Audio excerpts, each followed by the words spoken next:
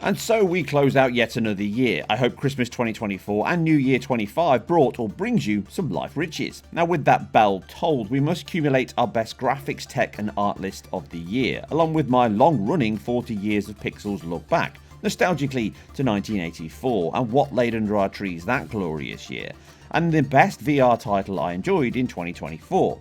Chapters below for those that want instant gratification, but let's get started at number 8.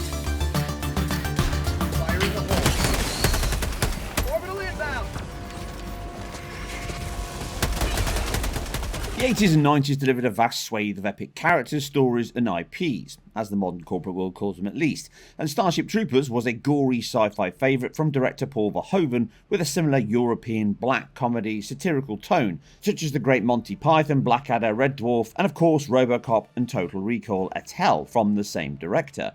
Communism under the guise of democracy moniker, derision of the imposing authority, capitalism, etc, etc. Arrowhead, a small Stockholm-based self-startup in 2008, was so enamoured with the Starship Troopers tale, their first Helldivers game is all based on the exact same elements enjoyed in this new game, which is largely a remake, except now it is fully focused on a 4-player squad-based online experience in 3D. This sequel to that 2015 PS3, Vita, PS4 and PC release is powered by the same and now discontinued BitSquid engine or Stingray when it was purchased by Autodesk and integrated into their developer suite of tools such as the popular 3D Maya. The Swedish developers continued that same Starship Troopers tone, splatting bugs and likely friends at times with friendly fire on, again like the movies, always leave your helmet on.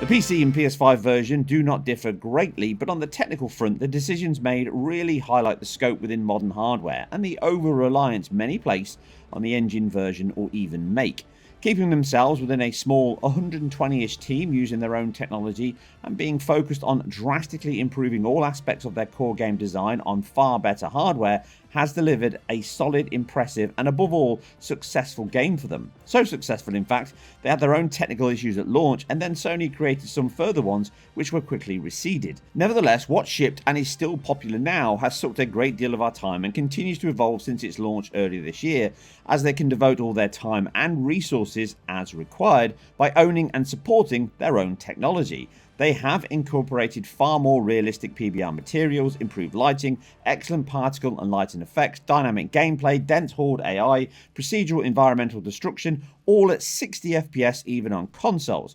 Arrowhead proved that adage, the suit does not maketh the man, or is that a bad workman and his tools? Anyway, the point is, with such a relatively outdated engine that predates the current generation consoles, modern GPUs and even DirectX 12 and Steam Deck's Proton, which it runs under all of these with no issues, it highlights a subject I have discussed many times before, in that people and teams make games, not hardware, engines or APIs.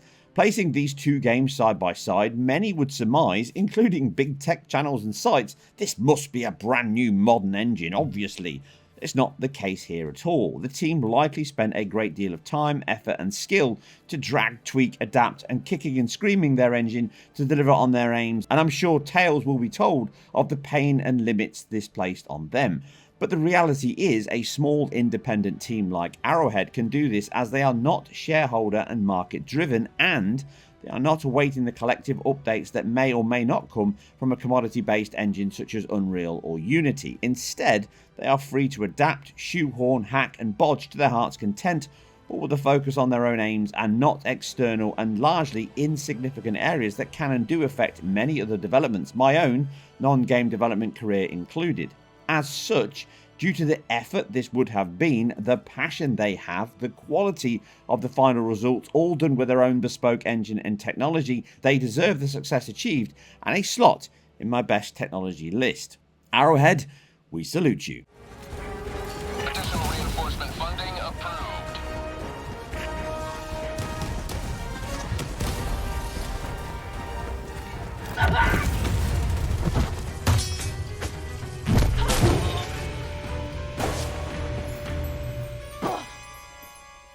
Another indie team hits my list, but this time children's storybooks, magical adventures and Unreal Engine are at the heart of it all, UE4 2.7 to be precise.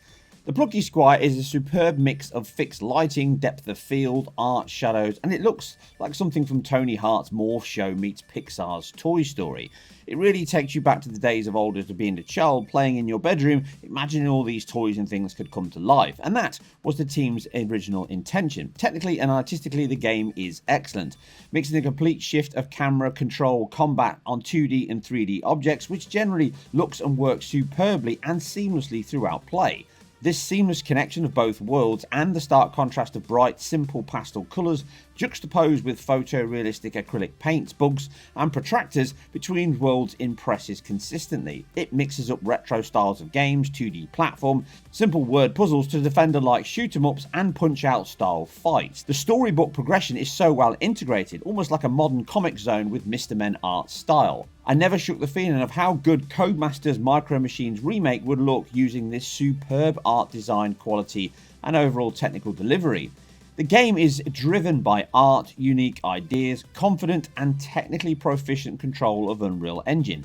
It's a small team that have learned their craft from Nintendo and overall the joy of gaming, and you can't help shake the feeling this feels like a game Nintendo could have made, Paper Mario et al. It's made for and with kids in mind, and it could be tougher overall for more involved gameplay, but the reason it makes my list is the fact that such a small team has delivered such high quality and without the need to use ray tracing or other technical features just to tick a box. They've actually delivered on all those aims with a relatively older UE4 engine, and it still looks and works as well as it does. The team could certainly continue onwards and upwards, but as it stands right now, the Plucky Squire is a standout title for 2024 and a worthy number 7 on my list.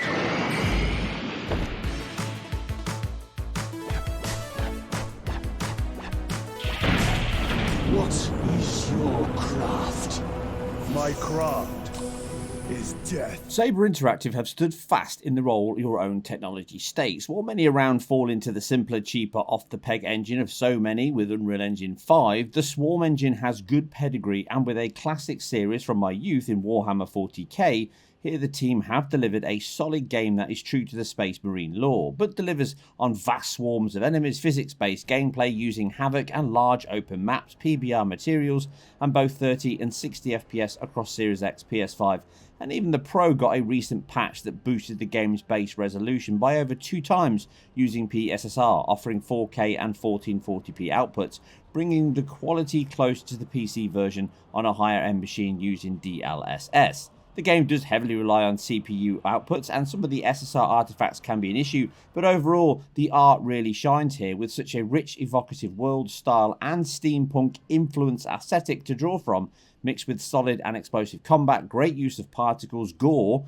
and visceral execution. It feels accurate to that lore and heritage of 40k. Large open areas, hordes of AI, swarms of enemies to kill with dismemberment and persistent bodies splayed across the battlefield, a variety of scenes and set pieces to enjoy means it hits again and again on both gameplay, story, visual and surprise beats. Cutscenes and models are the weakest point, but story and characters progress often on the stick, which is always the best way to achieve that connection if possible. So these weaker points are never a glaring problem. By having and pushing their own tech forward, the team have crafted each element of their aims: online integrated multiplayer and single player story, varied enemies, rich dense worlds, physically based materials, heavy physics integration, tactile and tactical combat mixing gun, melee, weapon and superpowers. You feel like a hulking, heroic and legendary figure in this world revered by normal folk as you stride past, and stride into the vast and impossible odds. And they're all stacked against you, but you start to believe your own hype, which manages to capture the feel of the board game vibes perfectly, which is only possible due to the fluidity of combat, your stature, weapons, and the atmosphere, sound, art, visuals, and story within.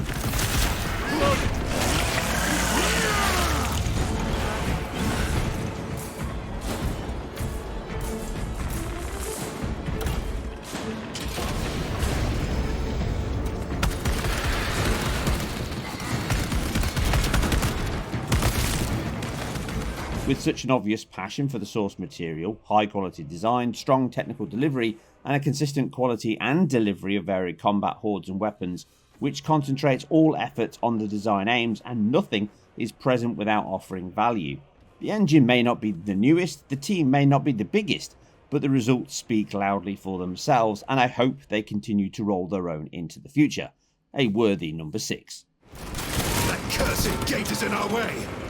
Then let us remove it. Controls must be nearby. Soldiers, to your work!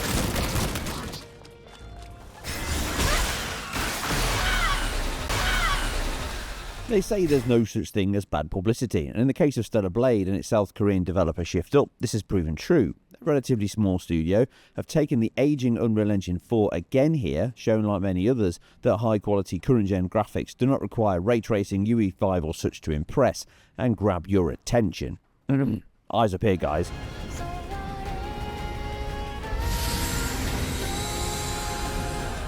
Project Eve changed into Stellar Blade, but the design cues have remained steadfast within this 4-year development cycle. Sekiro meets Bayonetta come Nier Automata infused gameplay, sprinkled with a Devil May Cry visual and audio style. Taking Unreal Engine 4 as their base, without needing to write and roll their own, the team have a strong grasp on the technology, art and aims. Right from the opening introduction, we can see the game ramps up the cinematic quality that impresses often. Character models, physics-based hair, bodies and combat, PBR materials, clean artistic design, vast open maps, distinct and fluid enemies, combat weapons, and a wardrobe ample enough to make Jar Jar Gabor jealous. The skin rendering and muscle, fat and deformation element is worthy of praise and attention, and not just for ogling at, but as a technical achievement, with Stella herself, but also the enemies and NPCs benefiting from the quality and skill. From the chosen oracle like sentient cyborg to the hulking half-monkey boss and more, they all have a convincing mix of cybernetic machines mixed with organic matter. Particles and lighting also impress with great use of motion blur, particle effects, sound design and mixing, delivering a solid and high pedigree throughout for such a relatively new studio. Scenery is destructible, buildings collapse, canisters explode and enrich the world throughout your playtime, making the game feel more than just skin deep. Completed by an extensive set of modes from 30 to 60 FPS with a decent PSSR implementation on PS5 Pro that now supplements the performance, balance and resolution modes of the base PS5. And here is where the game's use of TAAU and its core rendering and AA choices can wobble a little, with even the native 4K mode having a high degree of subpixel shimmer and flicker greatly improved in that PSSR PS5 Pro mode. But the lower balance mode is the best. The slightly softer and more TAA heavy image does at least remain more consistent and stable on hair, shadows and alpha effects over all of the modes. However, the combat is where the game shines the brightest, enhanced by the superb animation, variety and physically focused movement and world these happen within. Stringing combos together, camera swooping in for a special or power move as you grind down the power gauge and chop them up is always fun, skill-based, dynamic and explosive to play and even watch. It may not move the genre forward, but the consistent quality, rendering skill and fluid gameplay for a team as new to big console development as this, it certainly puts its best foot forward. I mean best.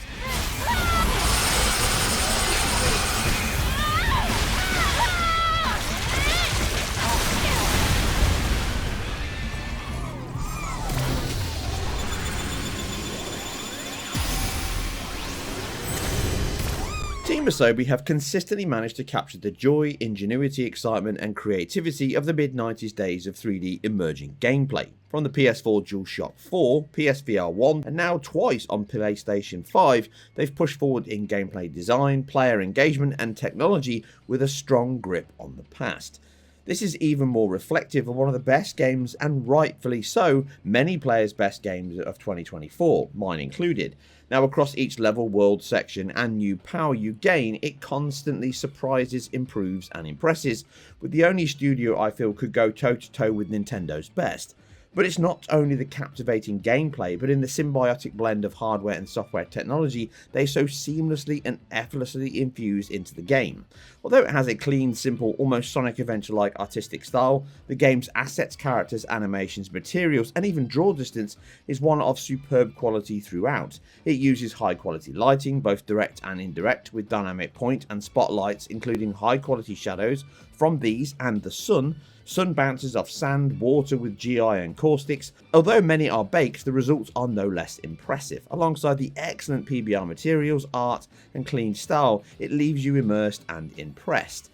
But animation and physics are the highest point. Each world, enemy, bot and even rock comes alive as you move throughout. Like any 90s platformer, idle animations are smooth and emotive, enemies have physical tells, weight and physicality is portrayed as you hit, swing or bounce onto something.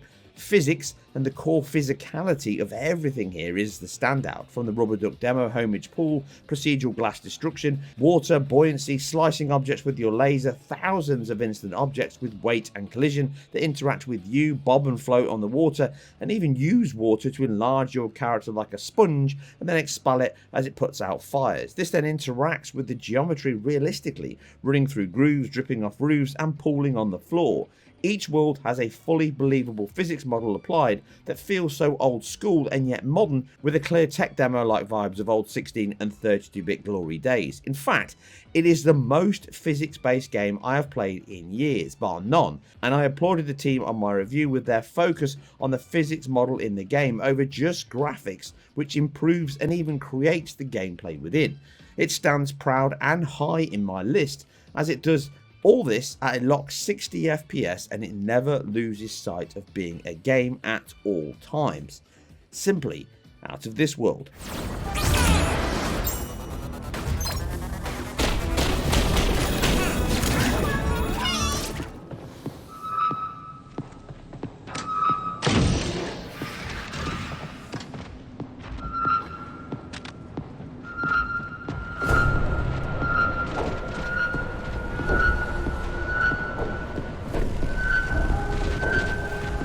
Playing and covering VR since the early days. Yes, back to the halcyon 90s days of UK virtuality, we have come a long way, and I've seen and felt the format evolve over that time since 2013 to now, but the main benefit VR offers is levels of immersion and experiences like the old arcades in the late 80s and 90s used to aim for. A classic movie in the 80s was Aliens, and this forms the basis for my best VR title in 2024 that I have played. Set between Alien and Aliens, we are on a planet that is LV-426 in all but name, and it runs on Unreal Engine 5 from American developer Survivos. Now, from a technical perspective, it's not breaking new ground, but it has some nice features such as Niagara particle system for sparks, xenomorphs, etc., contact hardening style shadows for hands and objects, decent dynamic light sources and fog volumes crucial for that genuine alien look, and retro appropriate VDU terminals complete with quick shot joysticks to access menus, and the sound design and atmosphere is off the charts.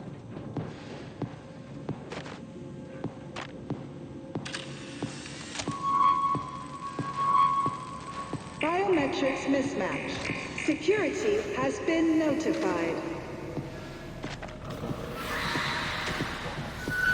Hostiles. Gold.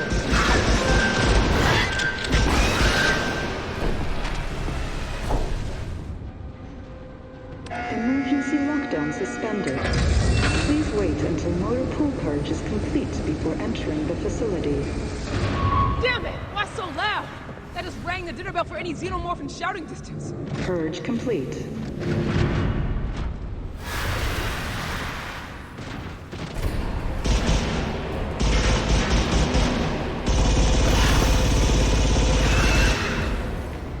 Now, the motion sensor is one of the most iconic visual audio elements in movies, and here that sound as it pings out an object getting closer and closer to your location is pure gaming gold. Whether inside the room or not, the game captures the feel of isolation that was so well delivered in Creative Assembly's classic, but in VR, it takes on a whole new slant.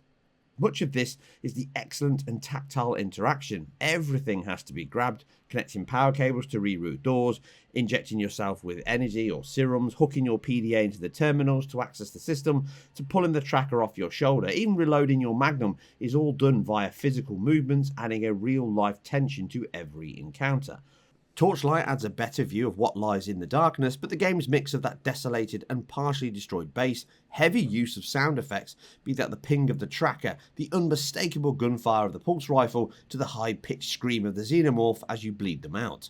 This feels like you're trapped here with no way home. I was hooked, and much of that is my love of the source, but the passion and quality from the devs is clear. Not all is great, the main character being a little too cavalier and dismissive in places that, in my opinion, can impact the tension the game creates. and the encounters with the aliens themselves can start to become a distraction and even into an annoyance level rather than adding to that atmosphere later on. I wish they had mixed up more variety here and pacing, which would have aided the overall feel. But ultimately, this was a super virtual reality experience I enjoyed from beginning to end over the Christmas break, and I wholeheartedly recommend it to PSVR 2, Rift, Vive, and sometime next month, I believe, Meta Quest players who love some acid for blood alien adventure. I look forward to more in this series and hopefully an even bigger budget to push harder on the tech, experience, and interaction. But overall, I loved every minute of it.